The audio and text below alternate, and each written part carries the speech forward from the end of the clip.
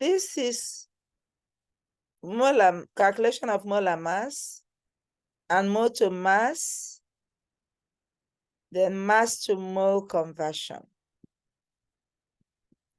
What is molar mass? Molar mass is mass in grams of a mole of a substance. In periodic table, this is information we get from periodic table: the atomic number, the symbol of an element, the element, and the average atomic mass. We are focusing on average of atomic mass today. And in each periodic table, all this information for each element is there. So please grab your own periodic table and follow, because we will use it a lot in this lesson.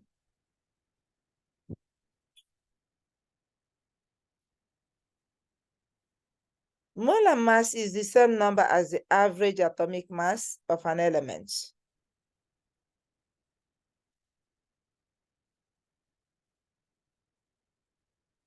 And then the information we derive from atomic mass, the average atomic mass of a single atom of that type of an element in AMU.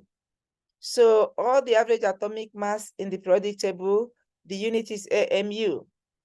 But when we talk about mass of 1 mole, it becomes the molar mass. What does that mean? Let's go back to here. This is 83.80 AMU. But when we say 1 mole of krypton, we talk about mass of 1 mole of krypton, it becomes, this unit, it changes to 83.80 grams, mass of 1 mole in grams. Okay? Let's calculate the molar mass of these compounds. Let's calculate the molar mass of these compounds.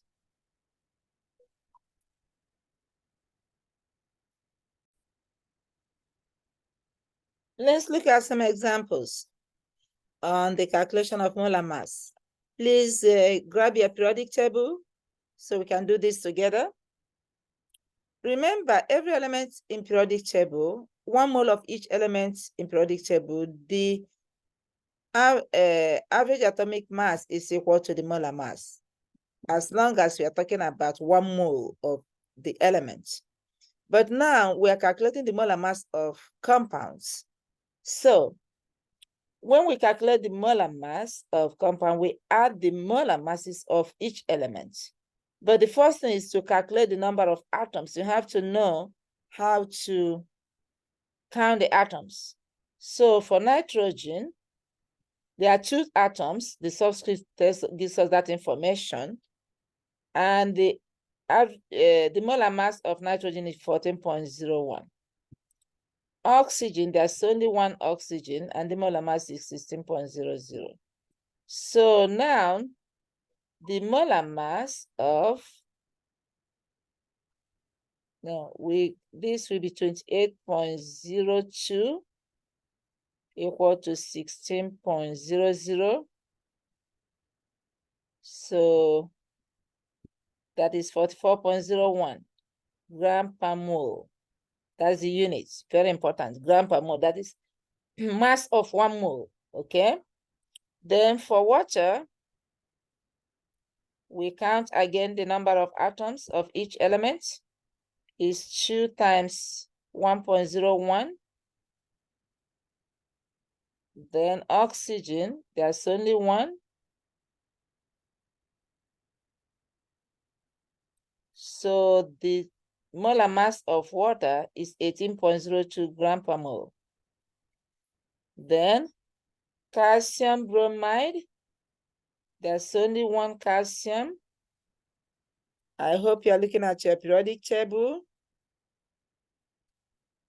40.08, which is equal to 40.08. Bromine, 2 times 79.02 90, which is equal to 159.80. So the molar mass will be 199.88 grams per mole. Okay. The unit for molar mass is gram per mole.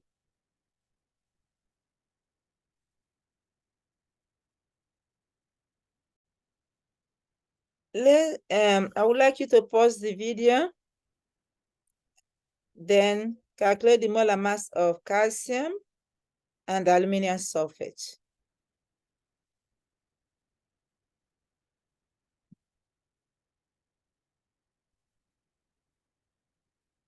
Now, hopefully you did. Let's look at molar mass of calcium. Molar mass, remember molar mass is mass of 1 mole. So molar mass of calcium is equal to atomic mass unit.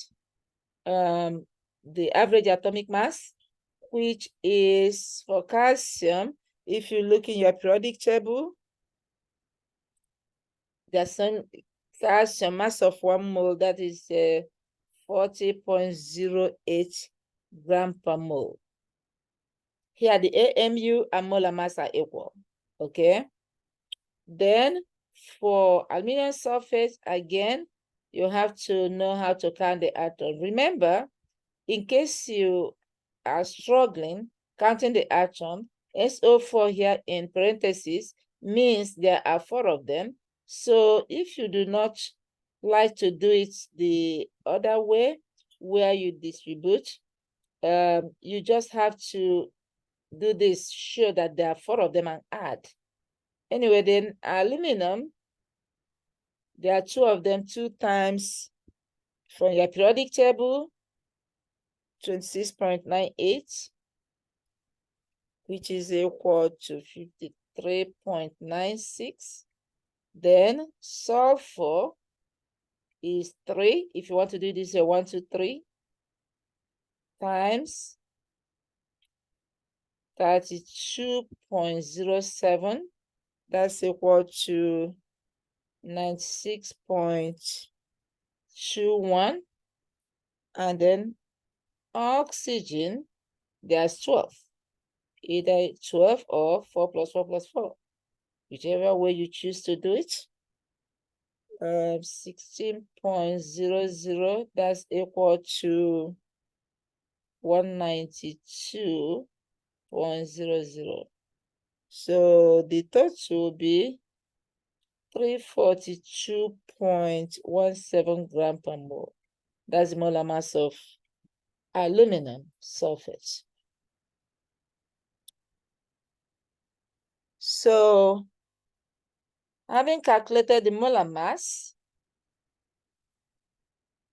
I want to emphasize one thing. Remember, as we looked in the previous video, the number of Avogadro's number, which is 6.02 times 10 to 23 particles, that is the same for everything, okay? Is the same. But for mass, the mass of every element is different. Okay, I want to emphasize that more by looking at this relationship between, when we talk about the mass, let's look at something. I want us to look at this simulation. This is the substance, let's say copper, right? Copper, okay? That's the AMU of copper. And then let's look at we want to compass something, okay? Let's add copper and see the mass in grams. We want to get 63. Okay, that's close enough. Oh, that's too much. Okay, that's close to this. This is equal to this. This is mass of 1 mole. This is atomic mass unit. And then this has this many atoms. Okay. Now, when we look at another substance, let's say aluminum. Okay.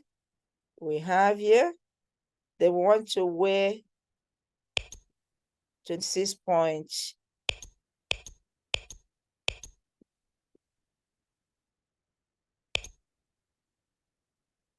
Okay, this is mass of 1 mole. This is AMU. You see the numbers are equal. And then we still get the same particles. Okay, let's look at a compound.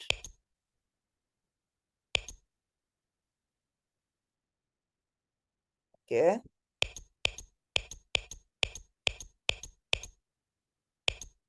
Going too fast. Okay, they're about the same. Still the same number of particles, but the mass is different.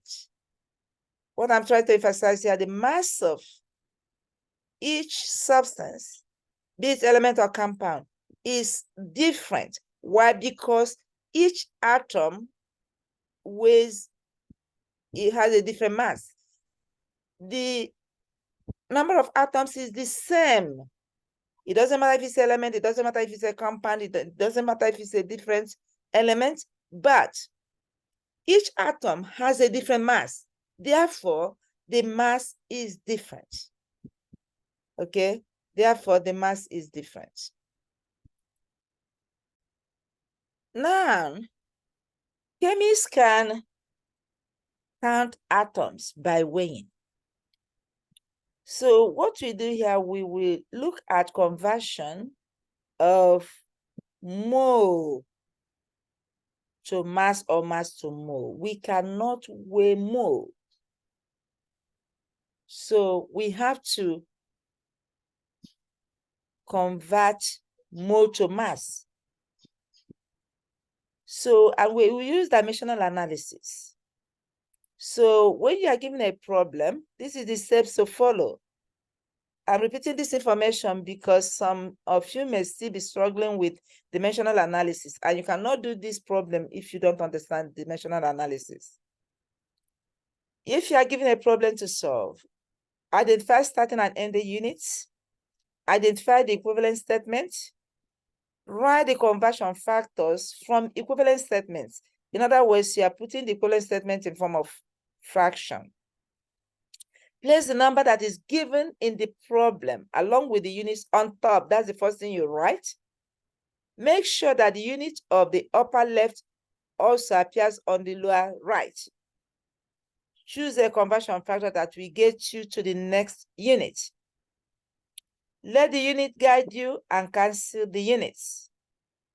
After you cancel all the units, multiply all the numbers in the numerator together as well as all the numbers in the denominator and divide the numerator by the denominator. Check the units in your answer. We'll be following this in example we'll be doing now. Get this ready. You can take a picture of it and you follow along as we do example on converting from mass to mole or mole to mass. This is example. How many grams are in 9.45 moles of N2O3, dinitrogen trioxide? So we analyze the question. We do know the moles. We do not know how many grams. So we are given equivalent statements. We look at the relationship between mole and grams. So the equivalent statement you use here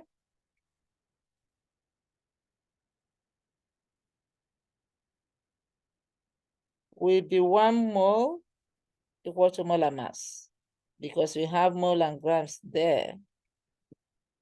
Remember, mass of each compound element is different.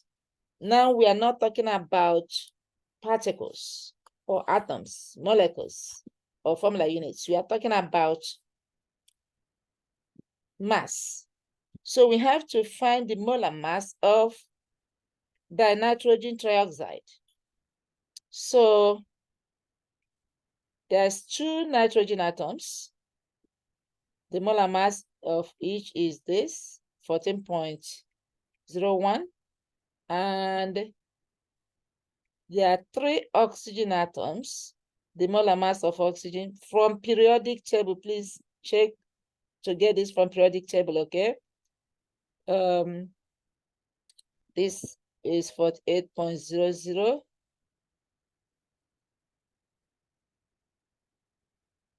(76.02). This is gram per mole, which is 1 mole equal to 76.02 grams of N2O2, N2O3, I mean. Now, what's the conversion factor? Factors will be 1 mole of N2O3 over 76.02 grams of N2O3, or 76.02 grams of N2O3 over 1 mole of N2O3. Now, we write the strategy. Strategy, we are going from mole to grams. Mole to grams. Using 1 mole of N2O3 equal to 76.02 grams of N2O3. Now we have to set up. We want to figure out how many grams. So remember those steps in dimensional analysis we are following. We write this first. Follow the steps. Times unit you have here, you repeat it here because you want to get rid of it. That's why. Want to get rid of it. And this will be grams of N2O3. Then we look at the conversion factor. This one is the one we follow. We cross out the units and we get 9.45 times 76.02 grams N2O3, which will give 71. This will be equal to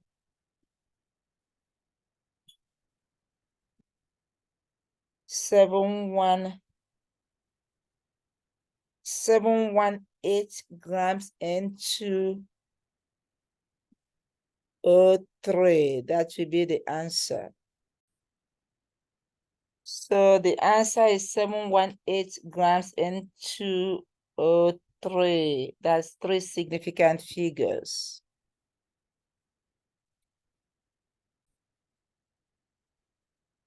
Pause the video and try this practice question. Pause the video and try this practice question. How many moles are in 92.2 grams of iron 3 oxide? Okay, pause the video. Okay, let's, hopefully you did, and you're back. So again, we look at the question. We know 92.2 grams of iron 3 oxide. We do not know how many moles. Okay, now grams and moles. We look which one has its equivalent statements. The last one is equivalent statement. Again, you have this, it means it's one-step problem. That's only, it has both mole and grams, so it's one-step problem. So it will be 1 mole equal to molar mass. Okay. Now, we calculate the molar mass of iron 3 oxide. So we have to know how to count the atoms. There are 2 atoms of iron. So you check in your periodic table. Then oxygen, there are 3 atoms of oxygen, times 16.00. So now this is 111.70, and this one is 48.00. So it is 159.70 grams per mole. That's molar mass. Now, 1 mole is 159.70 grams of iron 3 oxide. So what is the conversion factors?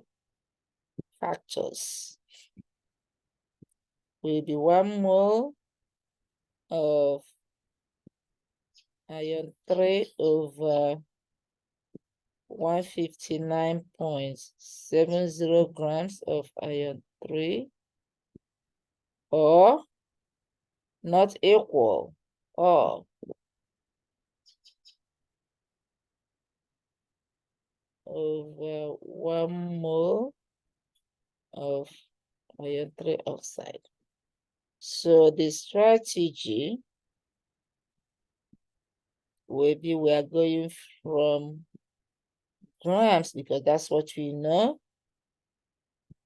to moles. Where this 1 mole using this F2O3 159.70 gram Fe2O3. So we set up, we are solving for mole this time. Okay, let's follow that steps in dimensional analysis. Dimensional analysis. It's 92.2. What we know, please look at those steps if you're struggling. Over 1, and then we write this with the units, and then we repeat this information on the lower right here. Unit, because this unit is driving everything. This unit, we write it here because we want to get rid of it. We are going for grams to mole. The mole will be on top because that's what we want. The unit should be moles, so it should be on top. Now we look at the conversion factor. We are using 1 mole over 159.70 grams. We cross this out, and then this is 92.2 times 1 mole of Fe2O3 divided by 159.70, which you see multiply the numerator and divide by denominator. So that should be equal to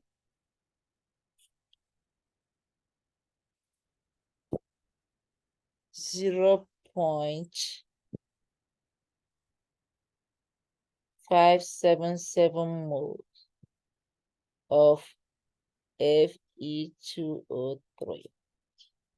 I hope you did it right. I hope you did it right. If you don't, check and make sure you correct it. Let's look at more practice questions. Let's look at more practice questions. Pause the video and try these two questions.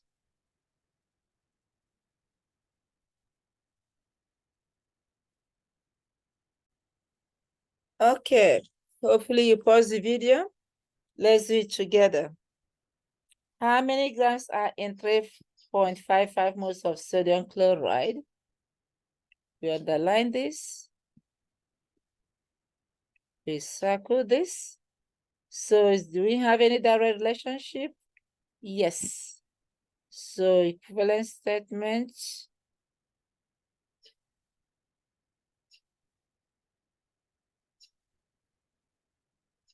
is 1 mole equal to molar mass. Now, because mass is different for every substance, we calculate the molar mass. Sodium, there's only one sodium. That should be times 22.99 from your periodic table. I hope you're looking using the periodic table. And then chlorine, there's only one times that 5.45. We add them together. That should be 58.44 grams per mole. Now that's 1 mole of NaCl is equal to 58.44 grams of NaCl. Then conversion factors,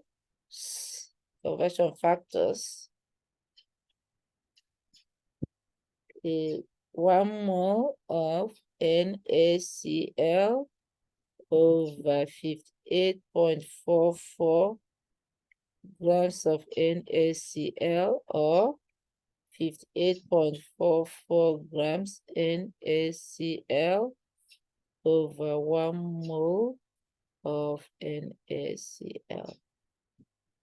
Now the strategy,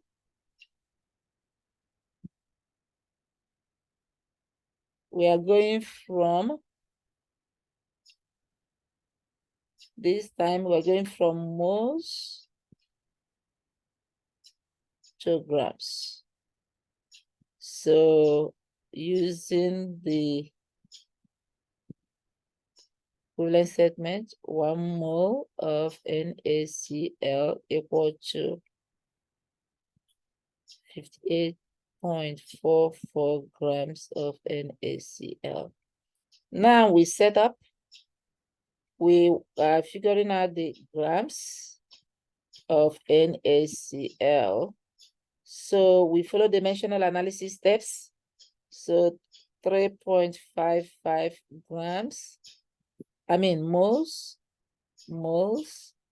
of NaCl over 1 times, we write moles of NaCl here.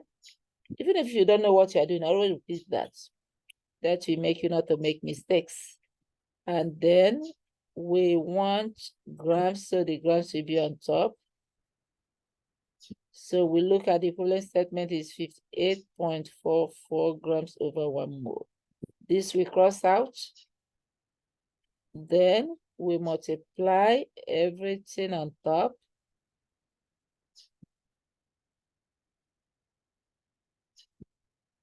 And we are dividing by 1. So there's no need writing divide by 1.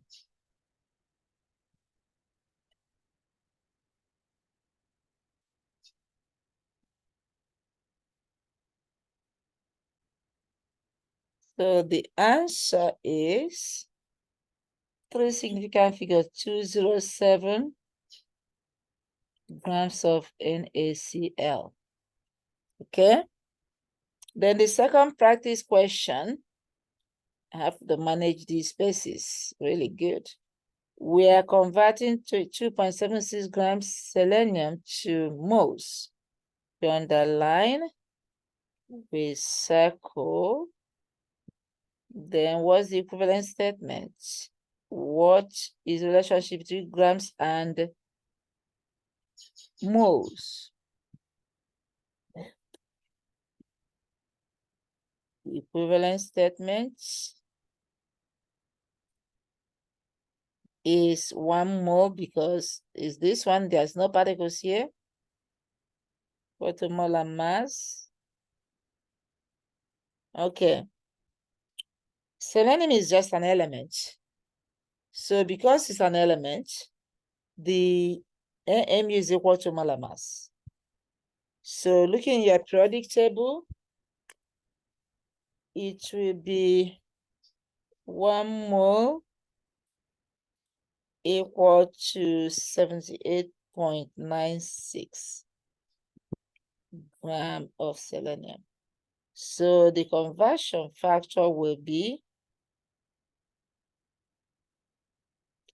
1 mole of selenium over 78.96 grams of selenium, or 78.96 grams of selenium over 1 mole of selenium. Now, what is our strategy? We are going from grams